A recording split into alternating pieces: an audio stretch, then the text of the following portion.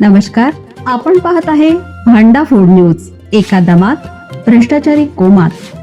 Social media, कर्जबाजारी, गुन्हेगारी, सट्टेबाजी, चोरी, मटका, जुगार, दारू, सावकारशाही, न्यायाच्या प्रतीक्षेत प्रशासन. भांडाफोड न्यूज. एका दमात भ्रष्टाचारी कोमात. पुण्यात विषारी दारूच्या घटनेनंतर महाराष्ट्रात मध्यरात्री सर्वात मोठी छापेमारी. पोलिसांना सापडलं असं काही. पुणे आणि पिंपरी चिंचवड परिसरात विषारी दारूमुळे झालेल्या भीषण दुर्घटनेनंतर संपूर्ण महाराष्ट्रातील पोलीस, राज्य उत्पादन शुल्क विभाग खडबडून जागा झाला.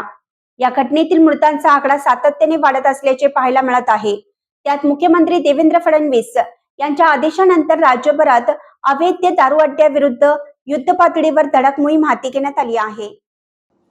पिंपरी चिंचवड आणि पुण्यात विषारी दारू पिऊन मृत्युमुखी पडलेल्यांची संख्या वाढत आहे. फुगेवाडी आणि उसळी कांचन भागात शनिवारी आणखीन तिघांचा मृत्यू झाला.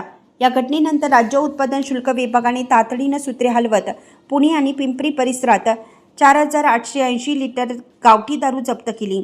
तर दारू तयार करण्यासाठी वापरण्यात येणारे सुमारे 42,001 लिटर घातक रसायन जागेवरच नष्ट केलं. या प्रकरणी आतापर्यंत 52 आरोपींना अटक करण्यात आली आहे. या विषारी दारूचे धागेदोरे ठाणे जिल्ह्यातील भिवंडीपर्यंत पोहोचले आहेत.